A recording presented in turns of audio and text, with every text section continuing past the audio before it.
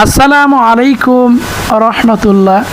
সম্মানিত বন্ধুরা, চলে আসলাম আপনাদের মাঝে নতুন একটি ভিডিও নিয়ে।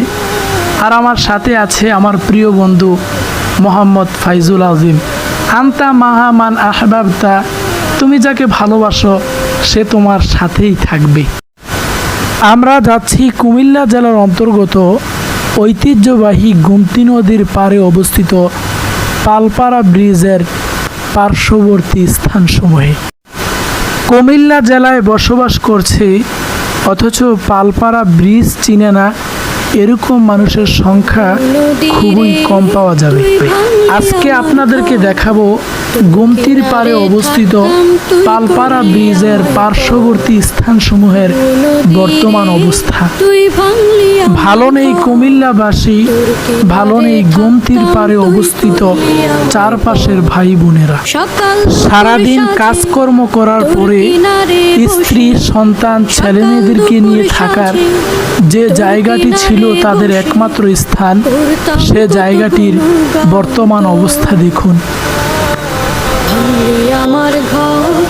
পানিবন্দী হয়ে আছে চারপাশের মানুষ। বিভিন্ন স্থান থেকে ছুটে আসছে গণমাধ্যম কর্মীরা, তবে চোখে পড়ছে না বড় কোনো সাহায্য সহযোগিতাকারী সংস্থা। আশা করছি গণমাধ্যম কর্মীদের প্রচারের মাধ্যমে বিভিন্ন স্থান থেকে অনেক ভাইয়েরা উপকার করার জন্য আসবে। আল্লাহ রাসূল সাল্লাল্লাহু আলাইহি ওয়াসাল্লাম বলেছেন, খৈরুন নাসি মা ইয়ানফাউন নাস। আল্লাহ রাসূল সাল্লাল্লাহু আলাইহি ওয়াসাল্লাম বলেছেন, ওই মানুষই সবচেয়ে শ্রেষ্ঠ যে মানুষ মানুষের উপকার করে। সে মানুষটি হোক হিন্দু, বৌদ্ধ, খ্রিস্টান, আপনি মানুষ হিসাবে মানুষের উপকার করবেন। একবার আব্দুল্লাহ ইবনে আমর রাদিয়াল্লাহু তাআলা আনহুর জন্য বকরির গোশত নিয়ে আনা হলো। তখন তিনি তার খাদেমকে বললেন, তুমি কি বকরির গোশত আমার ইহুদি প্রতিবেশীকে দিয়েছ? তখন তার খাদেম বললেন, হাযাল ইহুদি, সে তো ইহুদি। তখন আব্দুল্লাহ ইবনে আমর রাদিয়াল্লাহু তাআলা আনহু তিনি বললেন, সে ইহুদি হয়েছে তো কি হয়েছে, সে তো আমার প্রতিবেশী। যাও যাও, তুমি তাকে বকরির গোশত দিয়ে আসো। কেননা আল্লাহর হাবিব সাল্লাল্লাহু আলাইহি ওয়াসাল্লাম বলেন, মা জালা জিবরিলু সাল্লাল্লাহু আলাইহি ওয়াসাল্লাম ইউসিনি বিল জারি হাত্তা যনানতু আন্নাহু সাইওয়ারিসুহু। আল্লাহ রাসূল সাল্লাল্লাহু আলাইহি ওয়াসাল্লাম বলেছেন, জিবরাইল আলাইহিস সালাতু ওয়াস সালাম আমার কাছে বারবার আসতো। বারবার এসে জিবরাইল আলাইহিস সালাতু ওয়াস সালাম আমাকে বলতো, ইয়া রাসূল আল্লাহ, আপনার প্রতিবেশী, ইয়া রাসূল আল্লাহ, আপনার প্রতিবেশী, ইয়া রাসূল আল্লাহ, আপনার প্রতিবেশীর দিকে আপনি খেয়াল করুন, আপনি খেয়াল রাখুন। আল্লাহ রাসূল সাল্লাল্লাহু আলাইহি ওয়াসাল্লাম তখন বললেন, জিবরাইল আলাইহিস সালাতু ওয়াস সালামের বারবার নসিহত শুনে আমি ভেবেই নিলাম, হাত্তা যনানতু আন্নাহু সাইওয়ারিসুহু, আল্লাহ পাক রব্বুল আলামিন মনে হয় আমার প্রতিবেশীকে আমার ওয়ারিসি করে দিবেন। সেই কারণে প্রতিবেশী হিন্দু হোক, বৌদ্ধ হোক, খ্রিস্টান হোক, বিপদে আপদে আপনি তাকে সাহায্য সহযোগিতা করবেন। বিপদে আপদে আপনার সাহায্যের হাতটা তার দিকে বাড়িয়ে দিবেন। কেননা আল্লাহ রাসূল সাল্লাল্লাহু আলাইহি ওয়াসাল্লাম বলেছেন, আল্লাহু ফি আউনিল আবদি মা কানাল আবদু ফি আউনি আখি। আল্লাহর হাবিব সাল্লাল্লাহু আলাইহি ওয়াসাল্লাম বলেছেন, বান্দা যতক্ষণ পর্যন্ত তার অপর ভাইয়ের উপকার করতে থাকবে, আল্লাহ পাক রব্বুল আলামিনও ততক্ষণ পর্যন্ত ওই ব্যক্তির উপকার করতে থাকবে।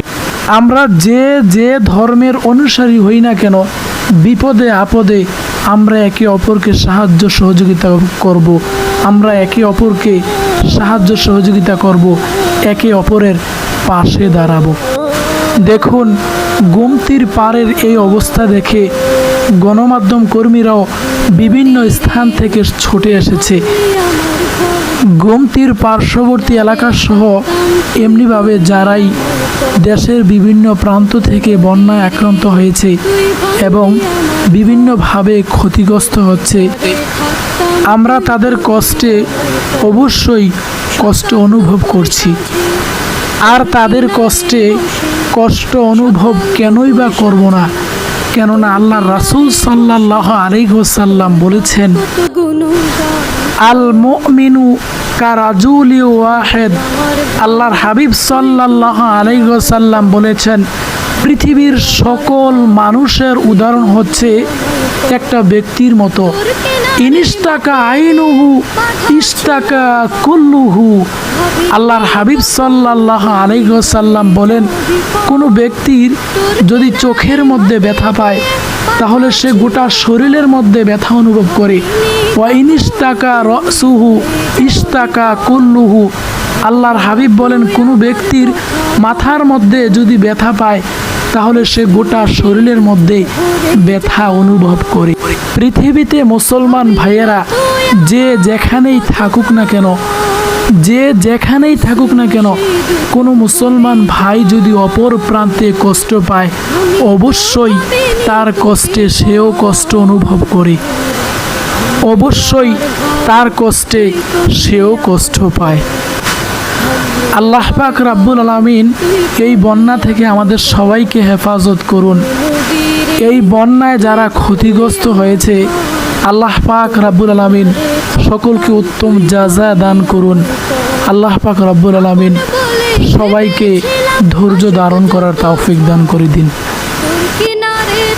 আপনারা যারা ভিডিওটি দেখছেন, দয়া করে মানুষের কল্যাণে আপনারা এই ভিডিওটি শেয়ার করে দিবেন। আসসালামু আলাইকুম ওয়া রাহমাতুল্লাহ।